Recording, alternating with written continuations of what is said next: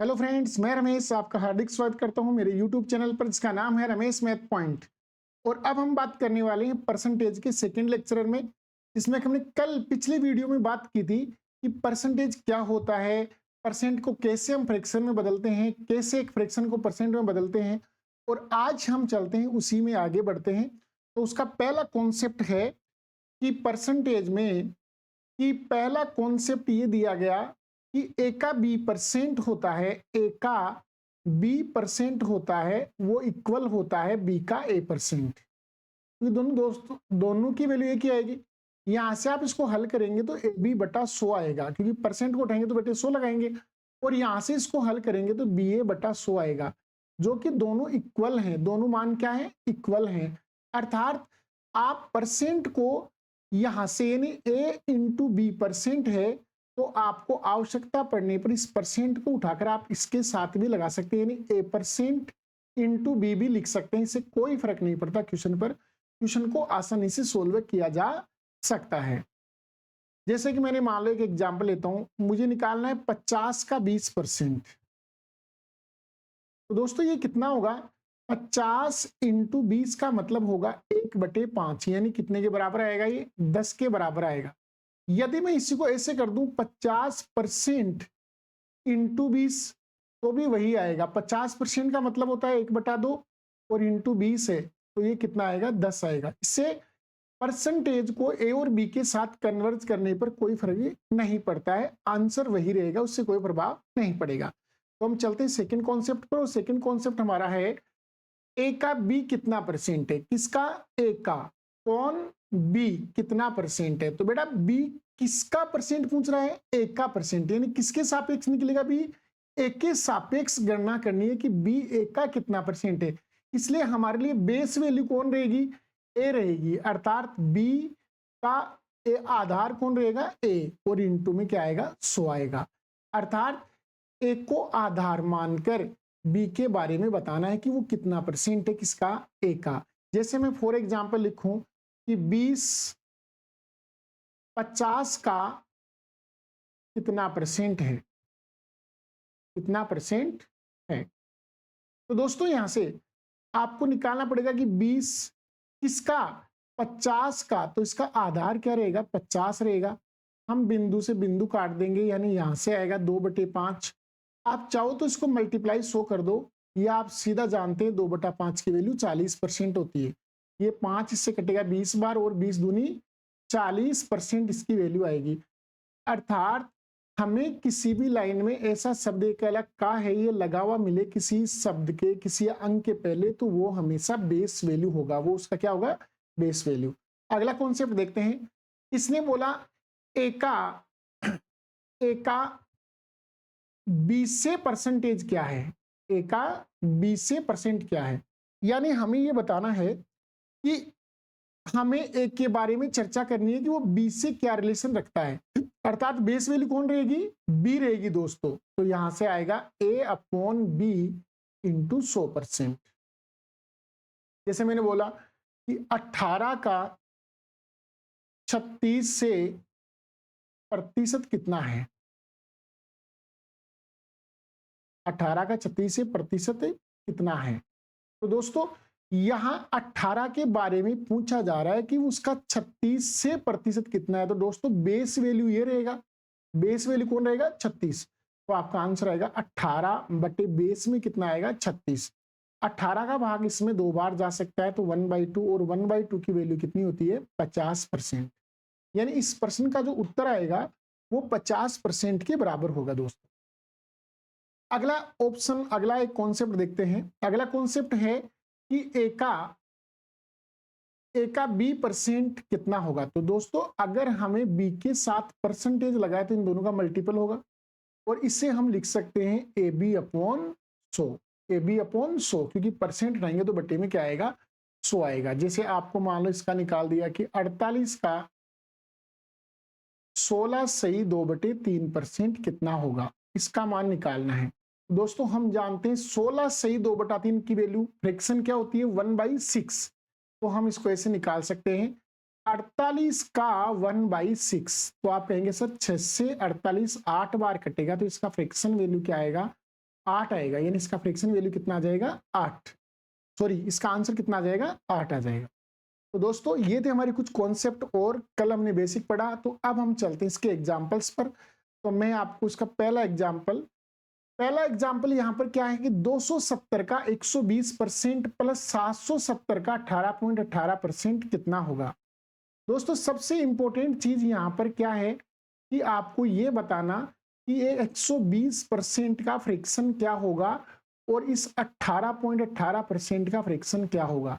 अगर ये हमें याद है तो ये प्रश्न आसानी से सोल्व हो सकता है। जैसे मैं लिखूं 120%, तो आप कहेंगे सर 120% तो है ना 100 से और 20 से मिलकर बना है, 100% से और 20% से मिलकर बना है। और आप ये भी कहेंगे कि सर 100% का फ्रैक्शन वैल्यू तो 1 होता है और 20% का फ्रैक्शन वैल्यू 1/5 होता है। तो यहां से ये टोटल आएगा 6/5, क्योंकि 5 को 1 से गुणा करेंगे, 5 एकम 5 और 1 6, 6/5। ऐसे ही आपको पता है 9.09% की वैल्यू होती है 1/11, जो हमने पिछले वीडियो में देखी थी। 9.09 की वैल्यू कितनी होती है 1/11। अगर मैं इसका मल्टीपल कर दूं 2 से, तो बताइए ये वैल्यू कितनी हो जाएगी 18.18%। और इसकी जो फ्रैक्शन वैल्यू आएगी वो 2/11 आएगी। इसकी फ्रैक्शन वैल्यू कितनी आएगी 2/11 आ जाएगी। इसकी फ्रैक्शन वैल्यू 2/11 होगी। तो रखिए इस एग्जाम्पल में 270 का तो हमें निकालना है 120 यानी 6/5 पर 6/5 प्लस 770 का हमें क्या निकालना है 18.18 यानी आपको 2/11 निकालना है। तो दोस्तों यहाँ 5 से मैं इस जीरो को काट देता हूं 2 बार। जीरो का मतलब क्या होता है बेटा 10 होता है। यहाँ 270 में जीरो का मतलब क्या है 10, यानी 27 गुणा 10 पढ़ सकते हैं इसको।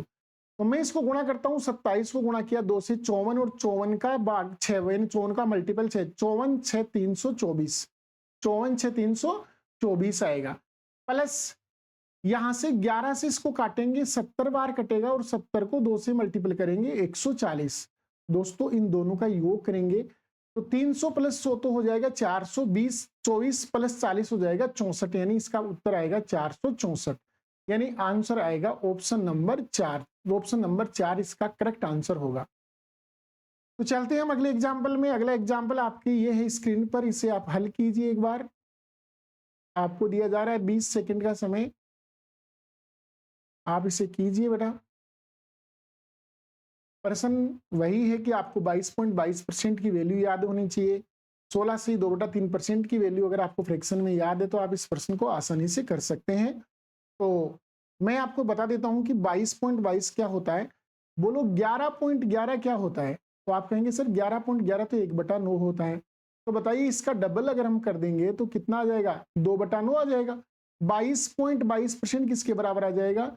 तो 22.22% की वैल्यू आ जाएगी 2/9% के बराबर आ जाएगी, 2/9 के बराबर आ जाएगी। ऐसे ही 16 से ही 2/3% किसके बराबर होता है। तो ये तो 1/6 के बराबर होता है। तो रख दीजिए मान यहाँ पर 450 का मल्टीपल करेंगे 2/9 से, माइनस 360 का मल्टीपल करेंगे 1/6 से, क्योंकि 16 से ही 2/3 की वैल्यू कितनी होती है 1/6। 9 से काट देंगे 9 5 45, 50 बार कटेगा। दोस्तों 50 इंटू 2 कितना होगा। तो आप कहेंगे सर 100 हो गया।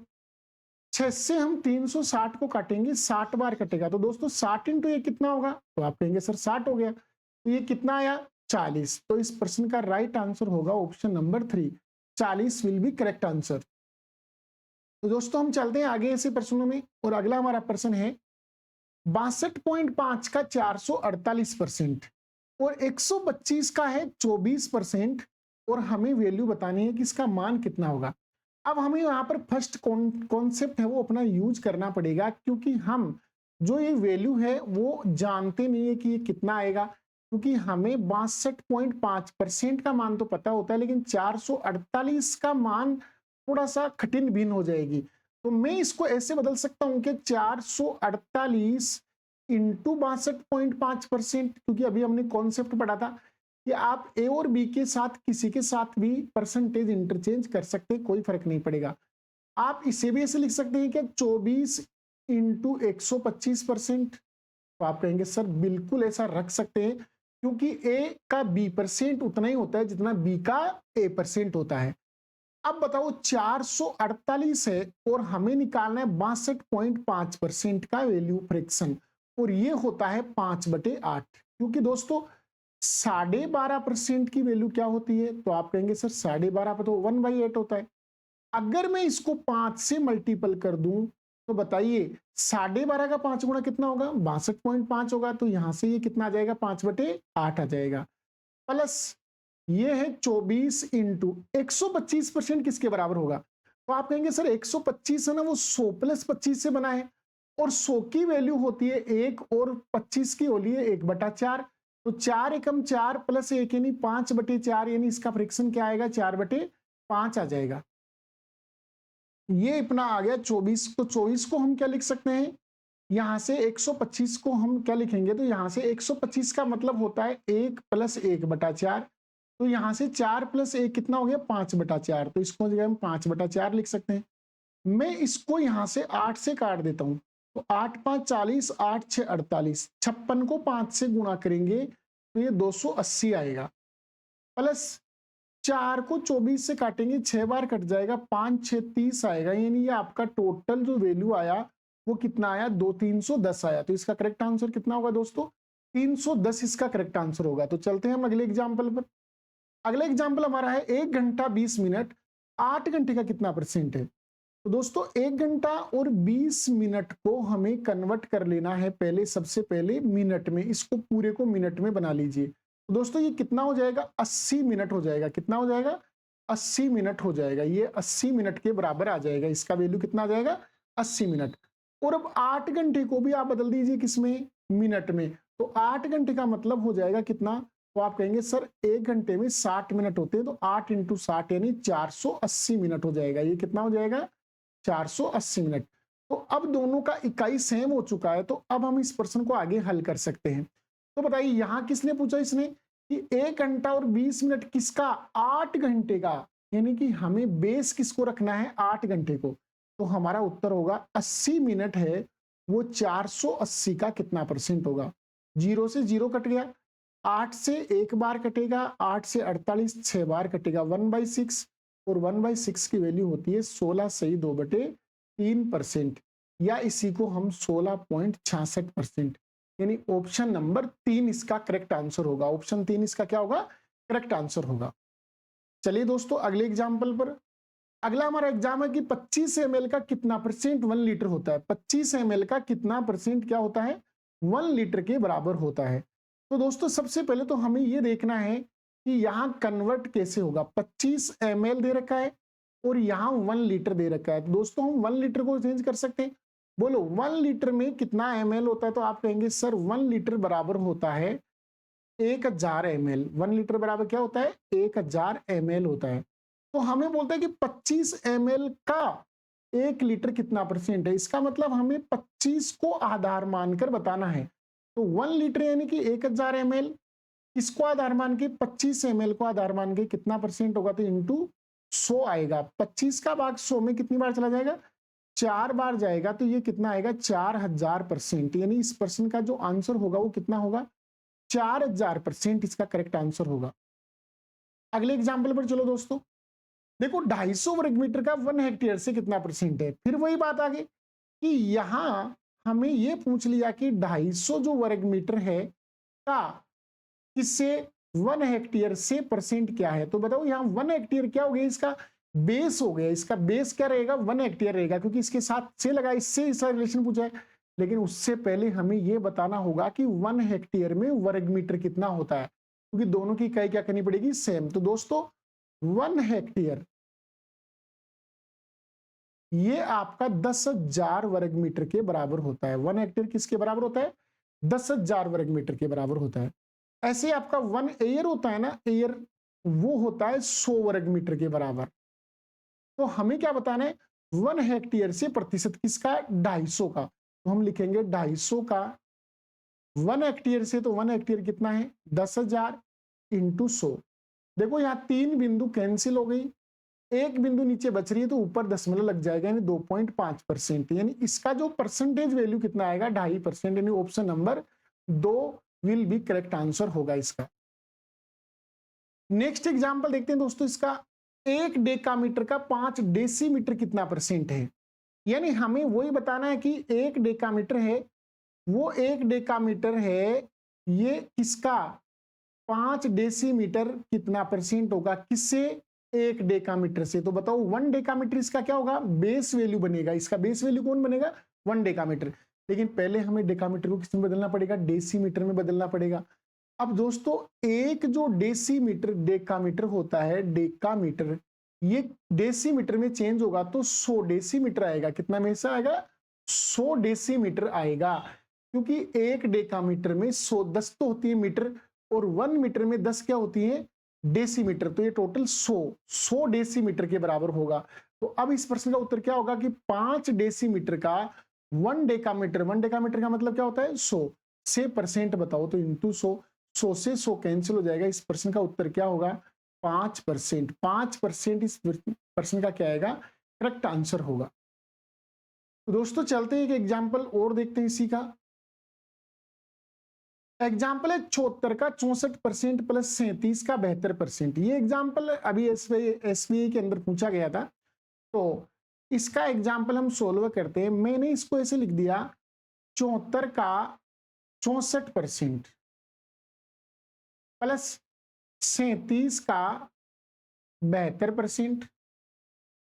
अब दोस्तों हम ना तो 64% का फ्रैक्शन में वैल्यू जानते हैं, 72% का यानी कि फ्रैक्शन में बदलेंगे हमें समय लगता है, फिर उसको हम 37 या 74 से पूरा पूरा काट नहीं पाते। तो यहाँ एक अलग लॉजिक है कि यदि आप इस वाली वैल्यू में से और इस वाली वैल्यू में से 37 को कॉमन निकाल लो बाहर, 37 को क्या निकाल लो? कॉमन। तो बताओ यहां से 37 बाहर निकलेगा तो 74 में 37 किया तो कितना बचेगा? तो 37 का भाग 74 में 2 बार जाता है तो 2 बचेगा यहाँ पर, तो 2 इंटू 64% प्लस यहां से 37 बाहर आ गया तो क्या बचा यहां पर? 72%। अब मैं कहता हूं दोस्तों ये 37 है और ये 64 इंटू 2 कितना होगा? 128% प्लस ये 72% है। तो दोस्तों 72 प्लस 128 कितना हुआ? तो ये टोटल आप कहेंगे सर 200% हो गया। और आप जानते हैं 200% की वैल्यू क्या होती है? तो आप कहेंगे सर 200% की वैल्यू 2 होती है। तो आपका आंसर आएगा 37 इंटू 2, यानी आपका आंसर आएगा 76। इस प्रश्न का राइट आंसर क्या होगा? 76 होगा। सेकेंड ऑप्शन इसका करेक्ट आंसर होगा। ऐसा ही एक एग्जाम्पल और देखते हैं अपन। 685 का 37.5% प्लस 63 नहीं है दोस्तों, ये 630 है। इसको सुधारो, यहाँ एग्जाम्पल को, यहाँ एक जीरो लगा दीजिए, यहाँ एक जीरो। 630 का 68.5%। तो देखो दोस्तों क्या होगा? 685 का 37% प्लस 630 का 68.5%। मैं कहता हूं जीरो से दशमलव हट जाएगा, तो ये क्या बना? 685 गुणा 37। और मैं इसको ऐसे लिख सकता हूं 685 गुणा 63, क्योंकि अभी हमने पढ़ा था पहला कॉन्सेप्ट कि आप ए का b% बोलो चाहे b का a%, उसे कोई फर्क पड़ता नहीं है। तो यहां से 685 कॉमन निकाल लिया तो यहां कितना बचा? 37% और यहां कितना बचा? 63। अब दोस्तों 37 प्लस 63 कितना हो जाता है? तो आप कहेंगे सर 37 प्लस 63 तो 100% हो गया, और 100% की वैल्यू क्या होती है? 1। तो दोस्तों 685 को 1 से गुणा करेंगे तो आंसर कितना आएगा? 685, यानी ऑप्शन नंबर 2 इसका करेक्ट आंसर होगा। अब चलते हैं हम एक अलग कॉन्सेप्ट पर, जिसमें हम दो के बीच में कंपैरिजन पढ़ेंगे, यानी दो वस्तुओं के बीच का कंपैरिजन। हमें यह बताया गया कि ए से और बी के बीच में एक संबंध ड्राइव हुआ कि ए का अगर आपको बी से दे रखा है कि ए से बी ज्यादा है तो जरूर बी से ए क्या होगा? कम होगा। लेकिन वो कितना ज्यादा कितना कम दे रखा है उसको कैसे निकाले? जैसे मान लो मेरे को ये दे दिया गया कि ए से बी है ना, वो 20% क्या है? ज्यादा है। तो फिर ये बोले कि बी ए से कितना कम होगा? तो आप ये कह सकते हैं ना कि मान लो सर ए की जो वैल्यू है, ए की जो मान लो वैल्यू है वो 100 है, तो बी की वैल्यू कितनी होगी? 120। तो बताइए इससे ये कम कितना होगा, तो आप कहेंगे सर ये 20 कम होगा, लेकिन किसके सापेक्ष, बी के सापेक्ष। कौन, ए कम होगा, तो बी के सापेक्ष होगा तो ये 20 आएगा, तो यहां से ये कटेगा तो 1/6, और 1/6 की वैल्यू होती है 16 सही 2/3%। यानी अगर ए से बी 20% ज्यादा है तो बी से ए 16 सही 2/3% ज्यादा होगा, यानी कि दोनों का परसेंटेज वैल्यू कभी इक्वल नहीं आएगा, तो इस बात का ध्यान रखना है। तो हम चलते हैं इसके एग्जांपल्स पर। पहला एग्जांपल इसका देखो, ए की आई बी की आई से 20% क्या है, अधिक है। ए की आई बी की आई से क्या है दोस्तों, 20% अधिक है, और हमें पूछा है कि बी की आई ए की आई से कितना कम होगी। तो दोस्तों हम इस प्रश्न को हल करते हैं। हमें मान लिया यहाँ एक तो ए ले लिया और यहाँ एक ले लिया है बी। इसने बोला 20% आई अधिक है, तो 20% का फ्रैक्शन क्या होता है बेटा, 1/5 होता है। आप कहेंगे सर 20% का फ्रैक्शन क्या होता है, 1/5 होता है। अब आप कहेंगे सर एक का आई किसकी तुलना में ज्यादा है, तो बी की। जिसकी तुलना होती है वो बेस में होता है, तो बेस वैल्यू कितनी है 5, अर्थात बी की इनकम 5 रुपए है। तो बताओ एक की इनकम एक ज्यादा होगी, यानी एक की इनकम कितनी होगी 6। तो बताओ एक की तुलना में बी की इनकम कितनी कम, तो आप कहेंगे सर एक कम है, लेकिन किसकी तुलना में, एक की तुलना में, तो 1/6, और 1/6 की वैल्यू होती है 16 सही 2/3%। यानी इस प्रश्न का उत्तर होगा 16 सही 2/3%, यानी बी की आय एक की तुलना में 16 सही 2/3% क्या होगी, कम होगी।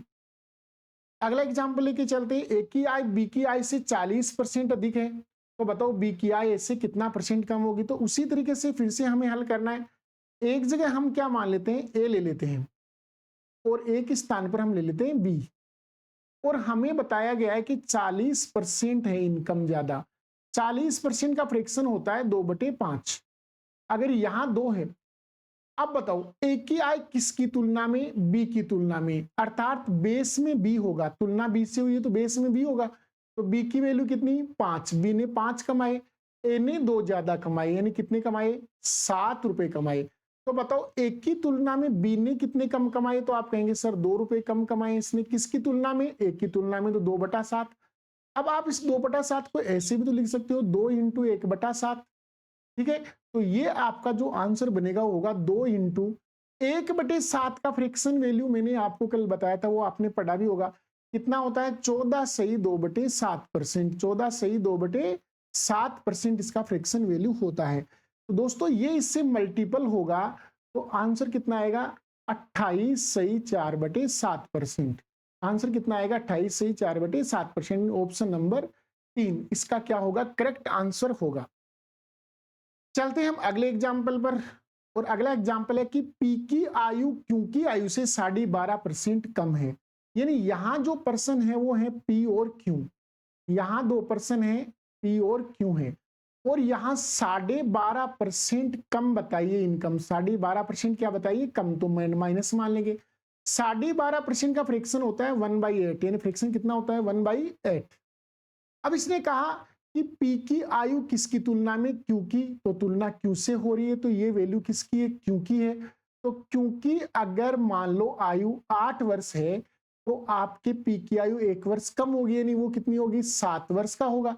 तो बताइए पी की तुलना में क्यू कितना बड़ा है, तो आप कहेंगे सर 1 वर्ष बड़ा है। किसकी तुलना में, पी की तुलना में, तो 1/7 आया। 1/7 की वैल्यू होती है 14 सही 2/7%, यानी इस प्रश्न का राइट आंसर होगा ऑप्शन नंबर 1। 14 सही 2/7%, वो क्या होगा, आयु में अधिक होगा। कौन, क्यों। नेक्स्ट एग्जाम्पल पर चलते हैं दोस्तों। अगला एग्जाम्पल हमारा है, राम की ऊंचाई किशन की ऊंचाई से 57 सही 1/7% अधिक है। तो किशन की ऊंचाई राम की ऊंचाई से कितना परसेंट कम है। तो देखो दोस्तों यहां पर वही 2 पर्सन है, एक है राम और एक है किशन। एक राम है और एक कौन है, किशन है। अब बताओ 57 सही 1/7%, इसका फ्रैक्शन क्या होगा, तो आप कहेंगे सर इसका फ्रैक्शन होता है 4/7, और ये अधिक है तो प्लस आएगा, तो यहां भी प्लस आएगा। क्योंकि देखो 14 से ही 2/7 होता है, वो किसका वैल्यू होता है 1/7 का। अगर उसे हम 4 से मल्टीप्लाई कर देंगे, यानी आपका जो 14 सही 2/7% है, इसका वैल्यू होता है 1/7। अगर आप इसे 4 से मल्टीप्लाई कर देंगे तो ये वैल्यू निकल के आएगा, यानी ये वाला वैल्यू निकल के आएगा 57 से 1/7% होता है, वो किसके बराबर होता है? 4/7 के। तो बताओ तुलना किससे हुई है? किशन से। तो यानी किशन की जो ऊंचाई है वो कितनी मान लेता हूं मैं? 7 फीट का मान लेता हूं किशन को। तो बताओ राम 4 फीट बड़ा है, यानी राम 11 फीट का है। तो बताइए राम की तुलना में किशन कितना छोटा? तो आप कहेंगे सर 4 फीट छोटा है, किसकी तुलना में? राम की तुलना में। तो आंसर क्या आएगा? 4 इंटू 1/11। अब दोस्तों आप 1/11 का परसेंटेज जानते हैं, 9.09% होता है। 1/11 का परसेंटेज कितना होता है? 9.09। तो दोस्तों ये यहां से मल्टीपल होगा, तो इन दोनों का मल्टीपल कितना आएगा? 36.36%। मल्टीपल कितना आएगा दोस्तों? 36.36, यानी तीसरा आंसर इसका करेक्ट आंसर होगा। तो दोस्तों मेरा वीडियो आपको कैसा लगा? अगर आपको पसंद आया तो आप मेरे चैनल को सब्सक्राइब कीजिए, लाइक कीजिए और शेयर कीजिए ज्यादा से ज्यादा, और बेल आइकन को जरूर दबा लीजिए ताकि मेरे अगली वीडियो का नोटिफिकेशन आपको मिले। आज के लिए हम इतना ही करेंगे, बाकी बात करेंगे अगली वीडियो में। धन्यवाद। जय हिंद, जय भारत।